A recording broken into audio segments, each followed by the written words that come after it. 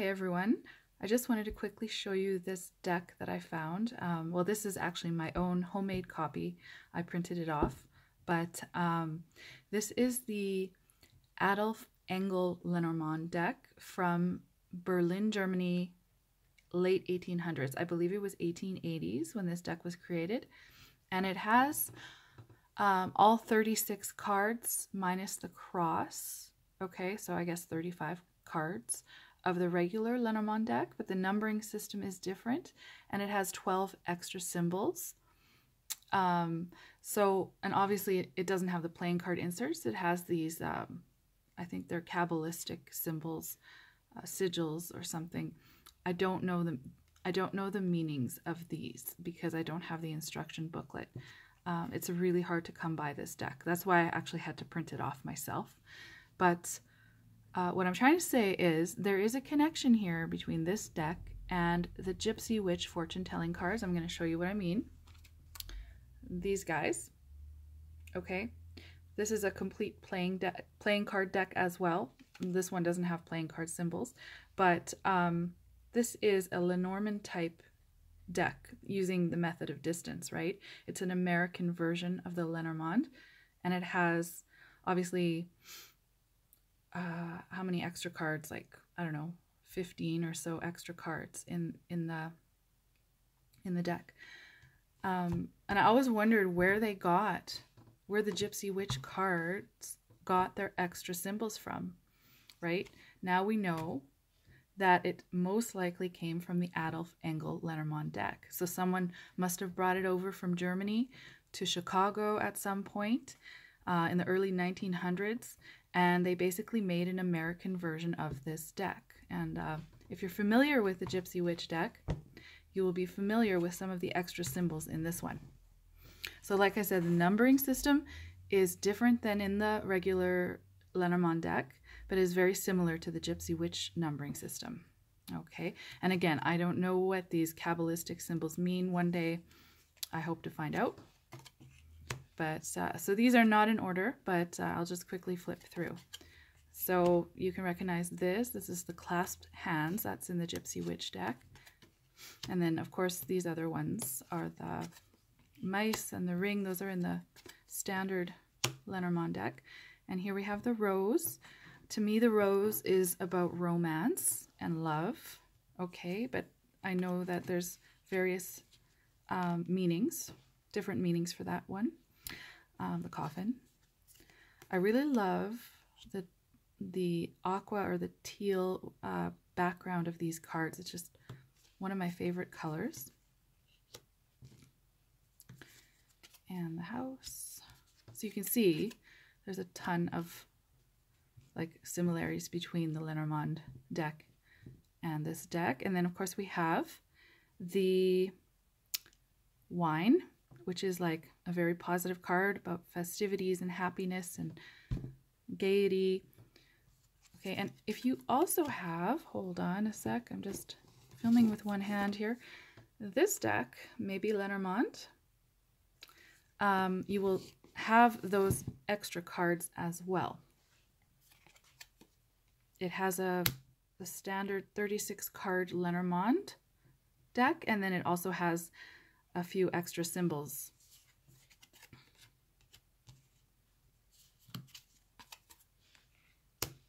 I'll just try to do this as quickly as possible. I have about 12 minutes on my phone left of memory.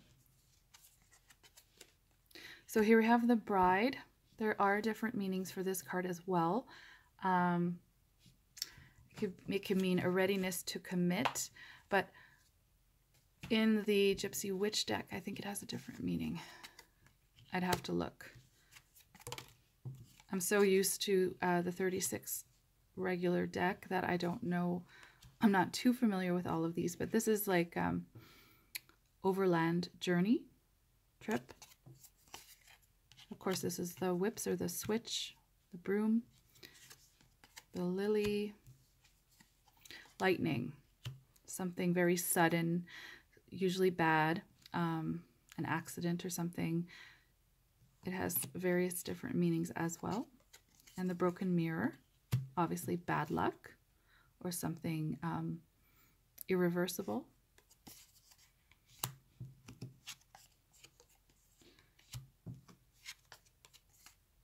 The storks. I just love this. This is just so neat.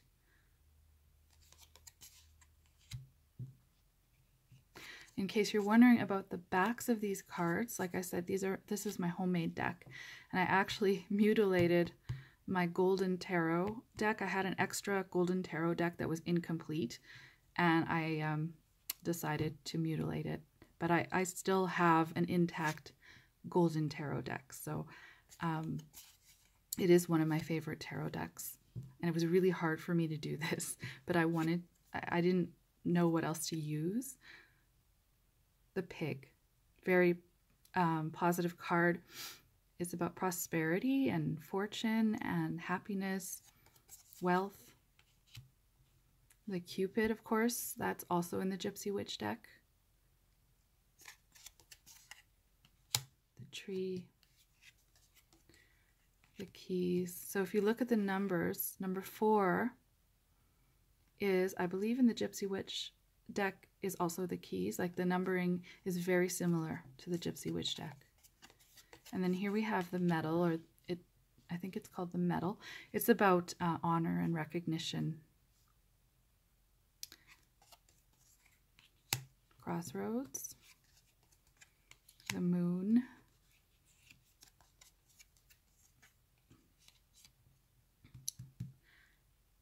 I call them the swords, the rapiers, or I'm not saying that right, but this is conflict, and could also be like a stalemate, kind of like the Two of Swords in tarot. Okay, the cats,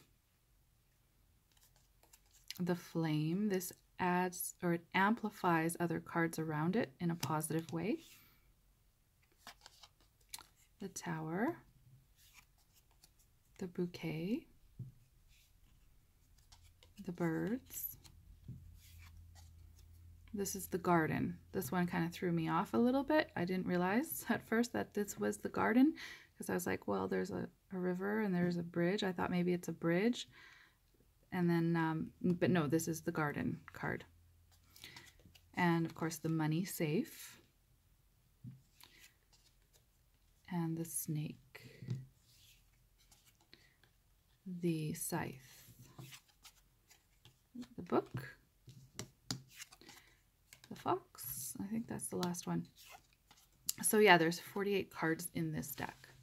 And I loved it so much that I decided to make a mini version of it, even, so that I could do a 48 card grand tableau.